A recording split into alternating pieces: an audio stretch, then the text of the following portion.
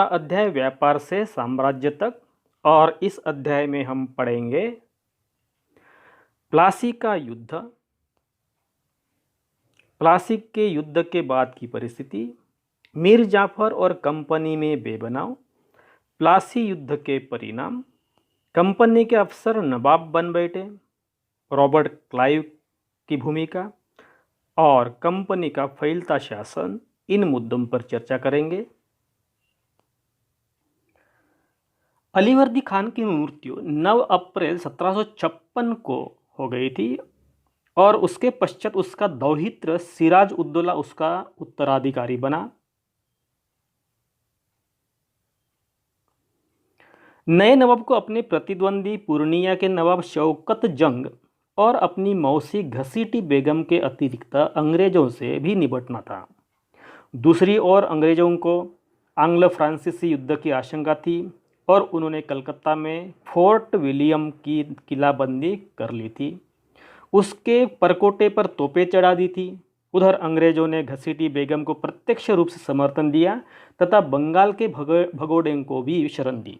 जब सिराज ने अंग्रेजों को इन जघन्य कार्यों से रोका तो उन्होंने टालमटोल की। सिराज ने देखा कि उसकी आज्ञा का उसी के राज्य में उल्लंघन हो रहा है तो उसने अंग्रेजों के विरुद्ध अभियान शुरू किया।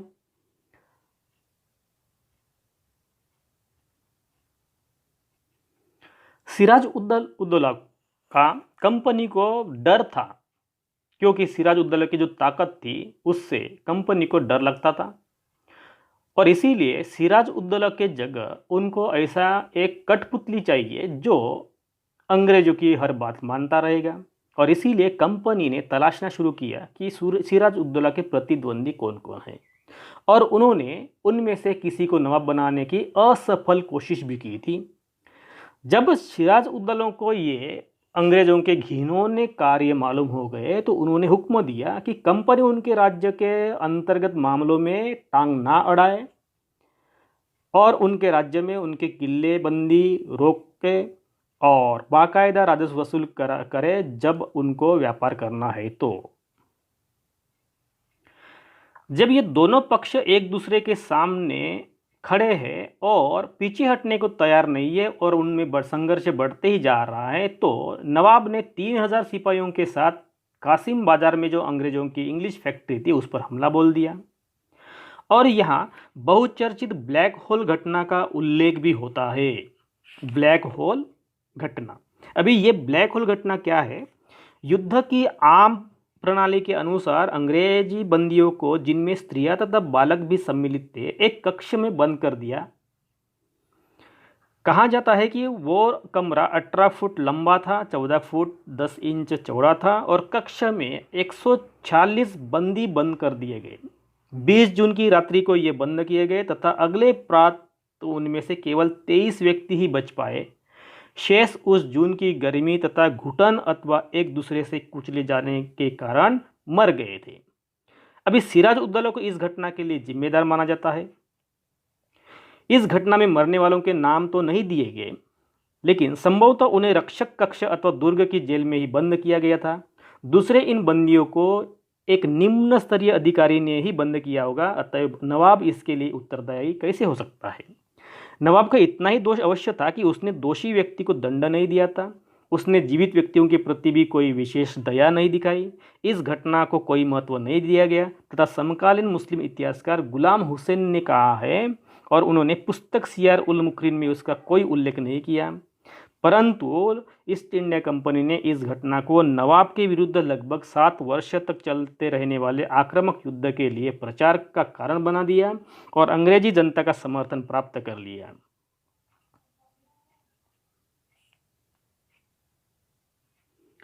नवाब की फौजों ने कंपनी के अफसरों को गिरफ्तार कर लिया। जब वहां पर हमला किया गया, उनके गोदामों पर हमला कर वहां ताला लगा दिया गया। अंग्रेजों के जो हथियार थे वो भी छीन लिए गए और अंग्रेजों के कुछ जहाज़ें थे उनको भी अपने कब्जे में ले लिया।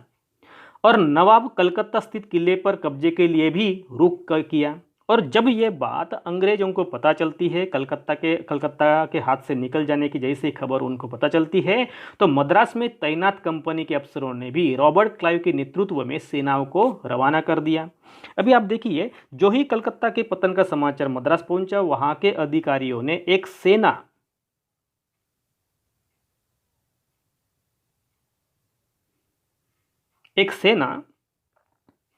जो उन्होंने फ्रांसीसियों के विरुद्ध के लिए गठित की थी। एक्चुअली ये जो सेना थी खड़ी यहाँ मद्रास में, वो फ्रांसीसी युद्ध के लिए तैयार की गई थी। क्लाइव के नेतृत्व में कलकत्ते में भेज दी गई। क्लाइव को अपना कार्य शीघ्र पूर्ण करने को कहा गया, क्योंकि यह सेना फ्रांसीसियों के विरुद्ध युद्ध के लिए मद्रास में खड़ी रहना जरूरी थी। और यह सेना 16 अक्टूबर को मद्रास से निकली और 14 दिसंबर को बंगाल पहुंची। नवाब के प्रभारी अधिकारी मानेक चंद ने घूस लेकर कलकत्ता अंग्रेजों को सौंप दिया। अभी आप देखिए यहाँ कैसे किस तरह से घूस लेकर भी काम हो रहा है। फरवरी 1757 में नवाब ने क्लाइव से अलीनगर की संधि पर हस्ताक्षर कर दिए। इसके अनुसार अंग्रेजों की व्यापार के पुराने अधिकार मिल गए, जिसमें कलकत्ता की किलाबंदी करने की अनुमति भी प्राप्त हो गई। उनकी क्षतिपूर्ति का भी प्रण किया गया। अब अंग्रेज आक्रांता की भूमिका में थे।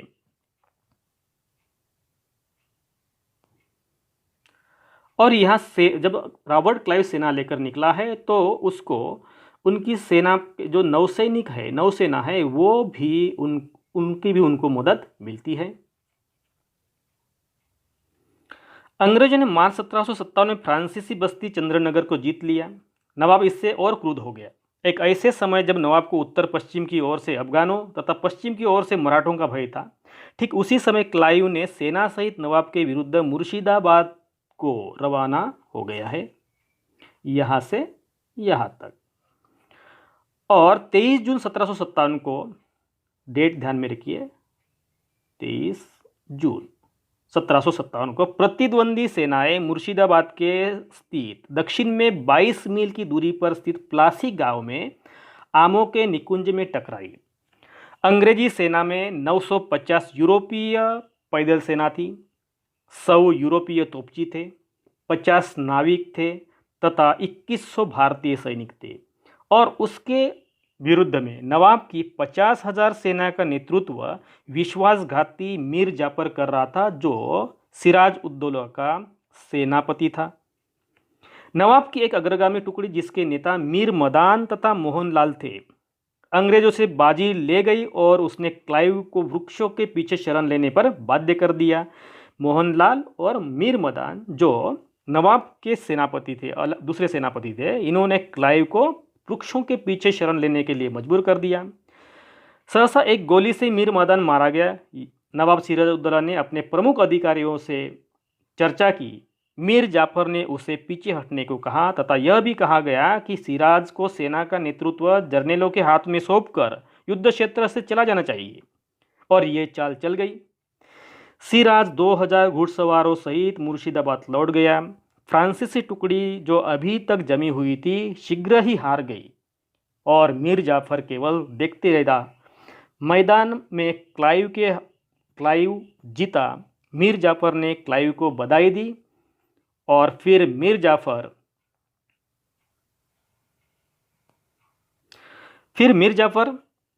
25 जून को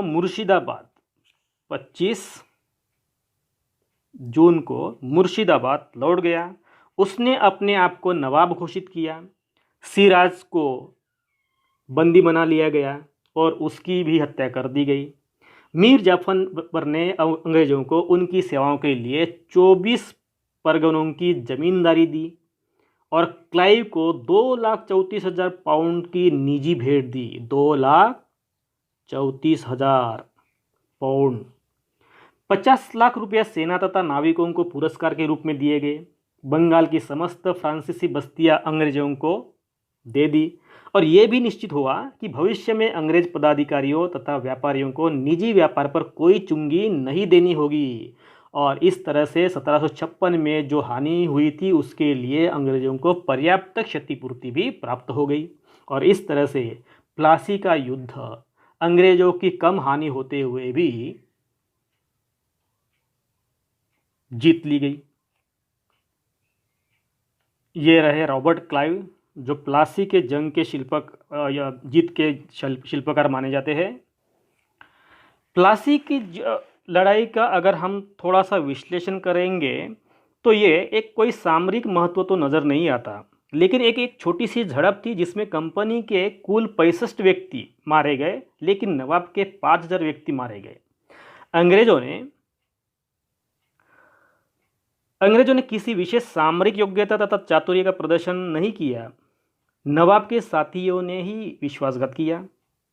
अगर मीर जाफर तथा राय दुर्लभ राजभक्त रहते तो युद्ध का परिणाम कुछ अलग होता था। कंपनी अगर चाहते तो अभी भी शासन की जिम्मेदारी अपने हाथ में ले सकती थी, लेकिन ऐसा करने से वो तैयार नहीं थी। उनका मूल उद्देश्य था कि व्यापार करना और उसको फैलाना। और जब यह काम स्थानीय शासकों की मदद से बिना लड़ाई लड़े ही किया जा सकता है, तो किसी राज्य को सीधे अपने कब्जे में लेने की कोई ज़रूरत ही नहीं पड़ती है। और ऐसी सोच ही अंग्रेज़ों को स्थानीय शासकों की मदद से ही यहाँ प्रशासन करना शुरू कर दिया। इसमें दिखाए गए चित्र है, यह महान्यायालय कक्ष East India house Leaden street का है। ईस्ट इंडिया कंपनी के कोर्ट ऑफ प्रोप्राइटर्स की लंदन स्थित लेडन स्ट्रीट पर बने ईस्ट इंडिया हाउस में बैठकें होती थी। भारत में उनका प्रशासन चल रहा था। प्रशासन की नीति और नियोजन करने में अहम भूमिका बनाने के लिए डिस्कशन या बैठक यही होती थी। इसके पहले हम देख चुके थे कि मीर जाफर को नवाब बना दिया जाए और वह इसके लिए कंपनी को कृतार्थ करेगा और उसकी हानि की क्षतिपूर्ति भी करेगा। इस आश्वासन पर कंपनी ने सिराज उद्दौला को प्लासी की जंग में हराया था और मीर जाफर को नवाब बना दिया। अभी मीर जाफर यहाँ कठपुतली नवाब की तरह है, लेकिन कठपुतली नवाब भी हमेशा कंपनी के इशारों पर नहीं चलते थे। कंपनी का विरोध करने पर फिर मीर जाफर को हटाकर मीर कासिम को नवाब बना दिया गया। और जब मीर कासिम परेशान करने लगा तो बक्सर की लड़ाई 1764 में हो गई और उसको भी वहां उसको हारना पड़ा और दोबारा मीर जाफर को नवाब बनाया गया।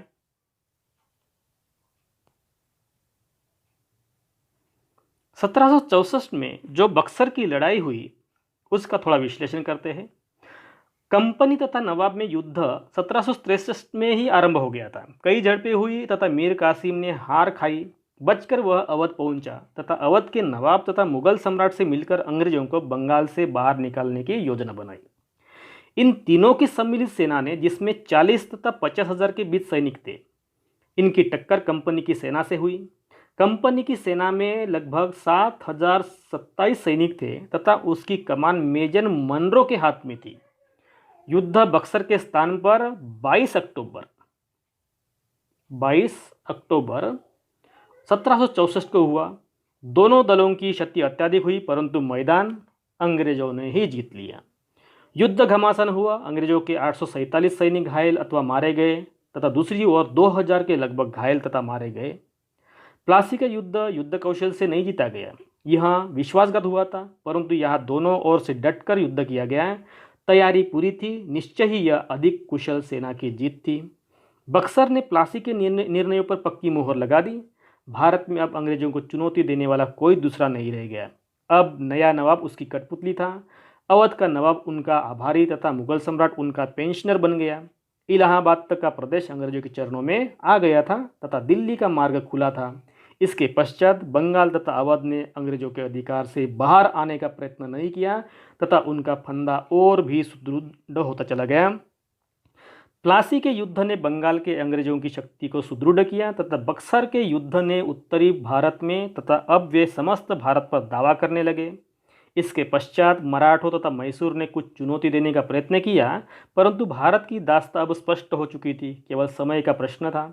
बक्सर का युद्ध भारतीय इतिहास में निर्णायक सिद्ध हो गया और बाद में दोबारा मीर जाफर को नवाब बनाया गया है।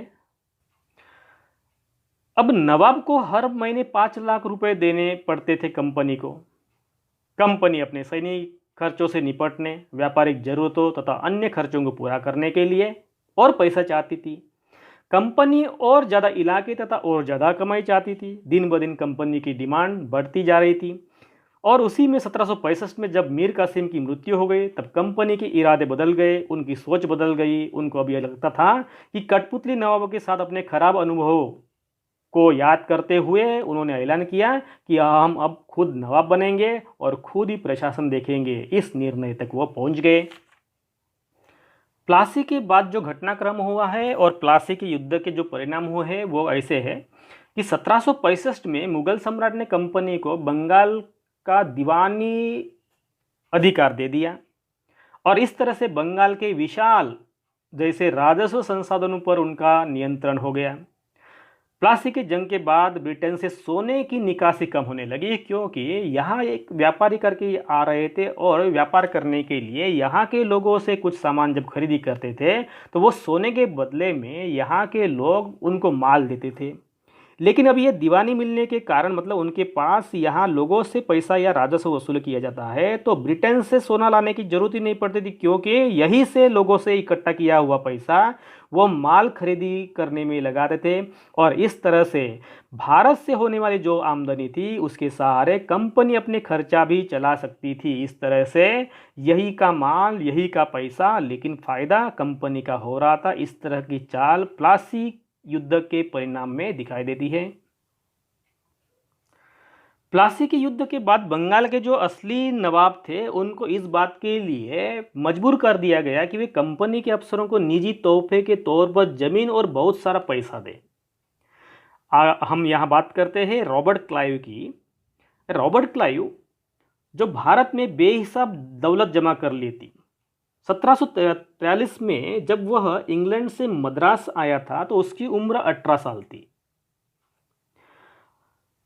1767 में जब वह 2 बार गवर्नर बनने के बाद हमेशा के लिए भारत से रवाना हुआ तो यहाँ उसकी दौलत 4,01,102 पाउंड के बराबर थी। और ख़ास बात यह है कि गवर्नर के अपने दूसरे कार्यकाल में उसे कंपनी के भीतर फैले भ्रष्टाचार को खत्म करने के लिए एक जिम्मेदारी दी थी। लेकिन 1772 में ब्रिटिश संसद में उसे खुद भ्रष्टाचार के आरोपों पर अपनी सफाई देनी पड़ी। सरकार को उसकी अकूत संपत्ति के स्रोत संदेहास्पद लग रहे थे। उस पर इंक्वायरी बिठाई गई। उसे भ्रष्टाचार आरोपों से बरी तो कर दिया बाद में, लेकिन 1774 में उसने आत्महत्या कर ली और इस तरह से रॉबर्ट क्लाइव का अंत हो गया।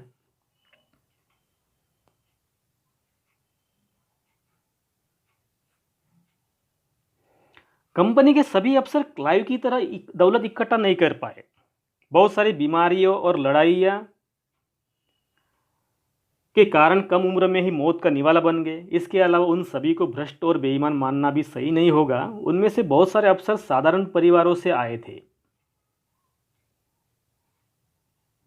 उनकी सबसे बड़ी इच्छा यही रही थी कि भारत में ठीक ठाक पैसा कमाए और ब्रिटेन लौटकर आराम की जिंदगी बसर करें। जो जीते जी धन दौलत लेकर वापस लौट गए उन्होंने वही आलीशान जीवन जिया। उन्हें वहाँ के लोग नवाब कहने लगे। नाटकों और कार्टूनों में उनका मजाक उड़ाया जाता था। उन्हें लोग अक्सर नए अमीरों और सामाजिक हैसियत में रातों रात ऊपर आने वाले लोगों के रूप में देखते थे और नाटक और कार्टूनों में उनका मजाक उड़ाया जाता था। अगला मुद्दा हम देखेंगे कंपनी का फैलता शासन। यदि हम 1757 से लेकर 1857 के बीच का जो कंपनी का राजनीतिक, आर्थिक और कूटनीतिक साधनों का उन्होंने जिस तरीके से इस्तेमाल किए हैं तो उससे हमको पता चलता है कि कंपनी ने राजनीतिक, आर्थिक और कूटनीतिक साधनों का इस्तेमाल करते हुए यहाँ अपना साम्राज्य विस्तार किया है। किसी अनजान इलाके में कंपनी ने सीधे सैनिक हमला कभी नहीं किया। उसने किसी भी भारतीय रियासत का अधिग्रहण करने से पहले विभिन्न राजनीतिक, आर्थिक और कूटनीतिक साधनों का इस्तेमाल करते हुए अपना साम्राज्य विस्तार किया। और इसी अध्याय का हम आगे का हिस्सा नेक्स्ट वीडियो में देखेंगे।